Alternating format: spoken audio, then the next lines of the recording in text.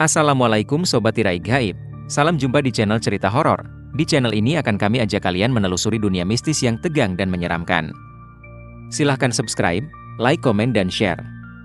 Serta nyalakan tombol loncengnya supaya kalian tidak ketinggalan cerita terbaru dari channel kami.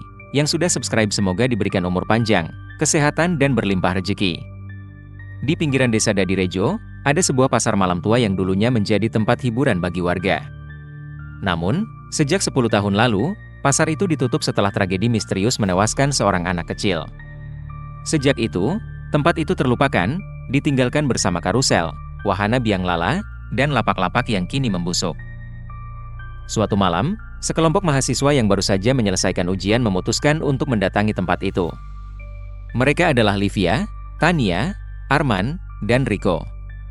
Tania, yang percaya diri dan pemberani, mengusulkan ide itu untuk mencari sensasi. Serius, ini cuma tempat kosong. Apa sih yang bisa bikin takut? Katanya sambil menyodorkan peta lokasi yang dia temukan di internet. Setelah membawa kamera, senter, dan ponsel untuk merekam, mereka melangkah ke tempat yang ditakuti warga. Begitu mereka tiba, udara terasa berat, dan bau anyir menyengat memenuhi hidung. Karusel tua berdiri di tengah pasar, dan biang lala besar tampak seperti kerangka raksasa yang hampir runtuh. Ini seru, kata Rico, menyalakan kameranya. Tapi tak lama kemudian, senter Tania berkedip-kedip sebelum mati. Senternya kenapa? Tanyanya bingung. Ini pasti cuma baterai habis, jawab Arman sambil mengeluarkan senter cadangan. Namun, suasana semakin mencekam.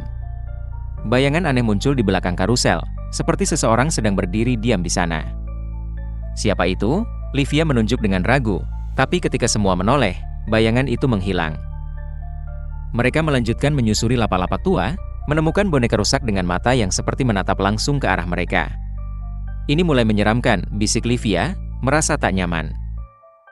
Tiba-tiba, suara tawa melengking terdengar dari arah karusel. Mereka berempat langsung membeku.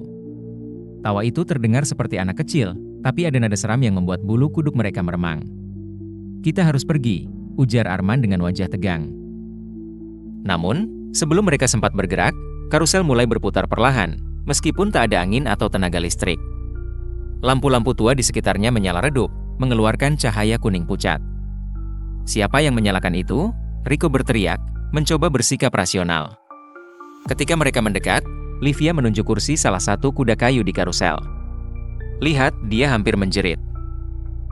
Di atas kuda kayu itu duduk seorang anak kecil berbaju merah, wajahnya tertutup rambut panjang. Tania mencoba memanggilnya.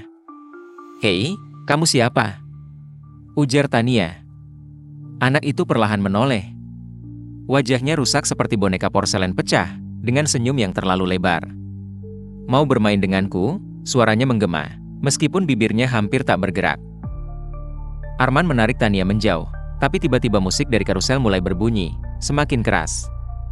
Anak kecil itu menghilang, tapi jejak darah muncul di mana-mana, di karusel, di tangan mereka, bahkan di tanah tempat mereka berdiri. Kita harus keluar sekarang, teriak Rico. Namun, seperti labirin, setiap jalan membawa mereka kembali ke tengah pasar malam. Wahana biang lala mulai bergerak sendiri, dan dari kabin-kabinnya muncul sosok-sosok gelap dengan mata merah menyala. Livia menjerit saat merasakan tangan dingin mencengkeram pergelangan tangannya. Tania mencoba menolong, tapi tangan-tangan kecil muncul dari bawah tanah, menarik mereka satu persatu. Arman terseret ke salah satu kabin biang lala. Jeritannya menggema saat kabin itu terangkat dan menghilang di puncak wahana. Livia terjatuh, dan di bawah cahaya redup, dia melihat sosok anak-anak kecil dengan tubuh membusuk mulai mengelilinginya. Rico dan Tania, yang tersisa, mencoba memanjat pagar pasar malam. Tapi pagar itu kini terasa seperti dinding besi yang tak bisa dilewati. Bayangan besar muncul di belakang mereka. Seorang pria tinggi dengan topeng badut yang retak, membawa palu besar berlumuran darah. Pria itu tertawa keras, suaranya bergema. Selamat datang di pasar malamku. Kalian akan menjadi bagian dari pertunjukan selamanya. Tania jatuh terduduk, menangis, sementara Rico mencoba melawan dengan batang kayu.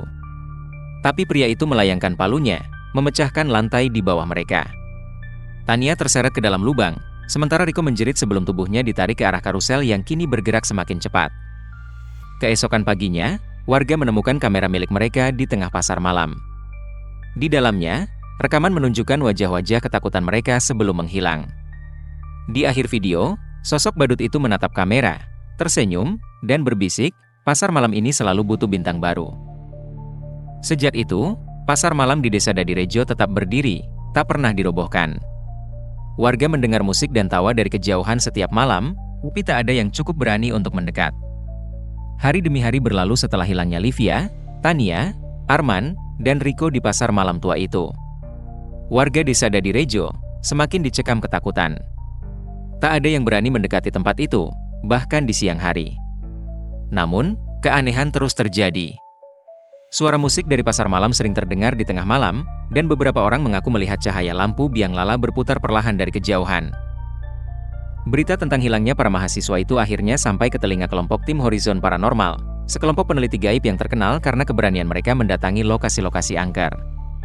Tim ini terdiri dari 5 orang Radit, pemimpin yang skeptis namun pemberani, Siska, seorang medium yang sering merasakan energi supranatural, Jeffrey, ahli teknologi yang bertugas mengoperasikan peralatan, Linda, dokumentator yang merekam setiap kejadian, dan Nando, anggota baru yang penasaran tapi mudah gugup.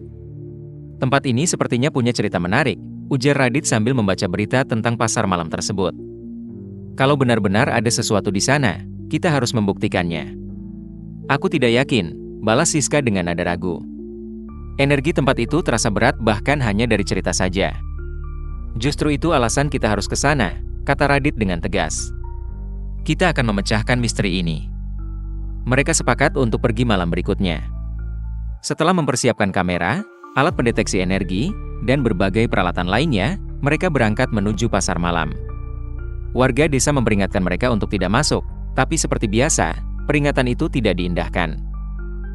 Kami sudah terbiasa dengan tempat-tempat seperti ini, kata Radit sambil tersenyum kepada Pak Sumarno, seorang tetua desa. Pasar malam itu berbeda, jawab Pak Sumarno dengan wajah serius.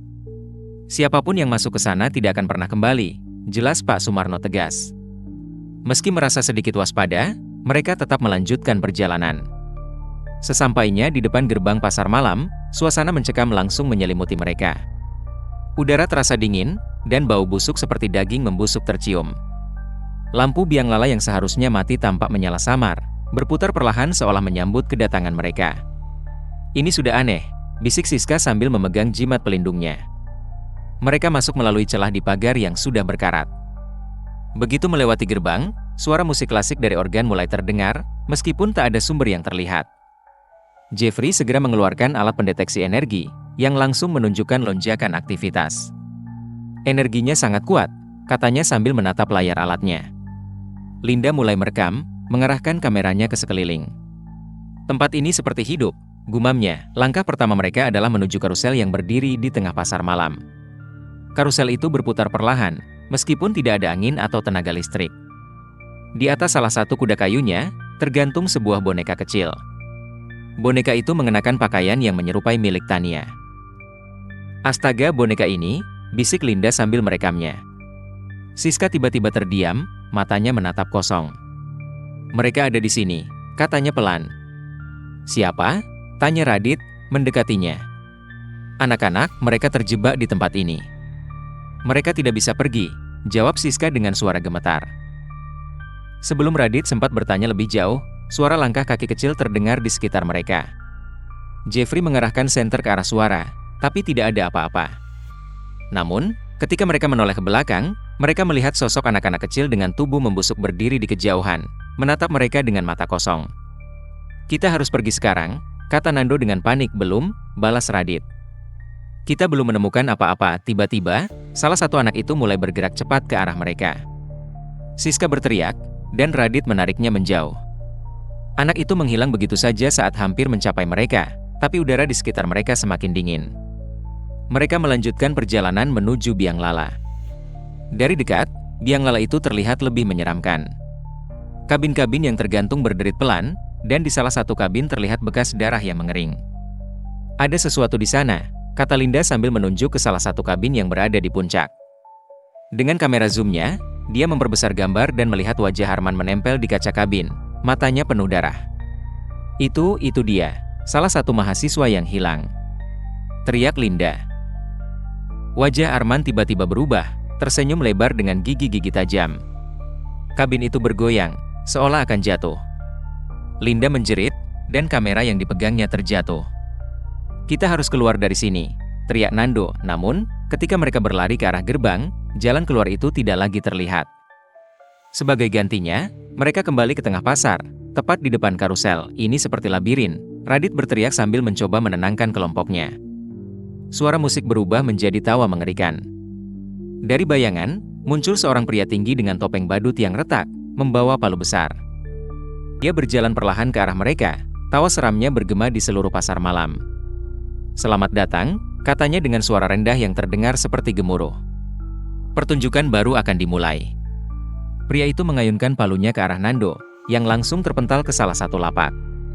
Linda berusaha membantu Nando, tapi tangan-tangan kecil muncul dari bawah tanah, menarik tubuhnya. Linda menjerit, tapi tak ada yang bisa menolongnya. "Lepaskan dia," teriak Radit sambil mencoba melawan pria itu dengan tongkat kayu. Tapi badut itu hanya tertawa dan menghancurkan tongkat itu dengan sekali pukul. Siska mulai membaca doa, memohon perlindungan. Untuk sesaat, pria itu berhenti, tapi kemudian dia tertawa lebih keras. "Doamu tidak berdaya di sini," katanya sambil mengayunkan palunya ke arah Siska. Jeffrey mencoba menyerang badut itu dari belakang dengan alat pemukul logam, tapi badut itu berbalik dan menghancurkan kepala Jeffrey dengan palunya. Darah menyembur, membuat Siska jatuh terduduk sambil menjerit histeris. Radit yang tersisa mencoba menarik Siska pergi, tapi pria badut itu mendekat dengan langkah lambat. "Kalian semua milikku," katanya sambil mengangkat palunya tinggi-tinggi. Keesokan harinya, seorang anak kecil menemukan kamera milik mereka di dekat pasar malam.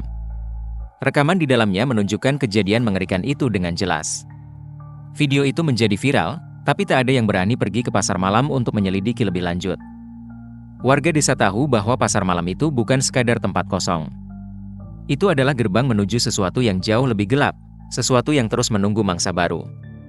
Kini, pasar malam itu tetap berdiri, sunyi di siang hari, tapi hidup di malam hari.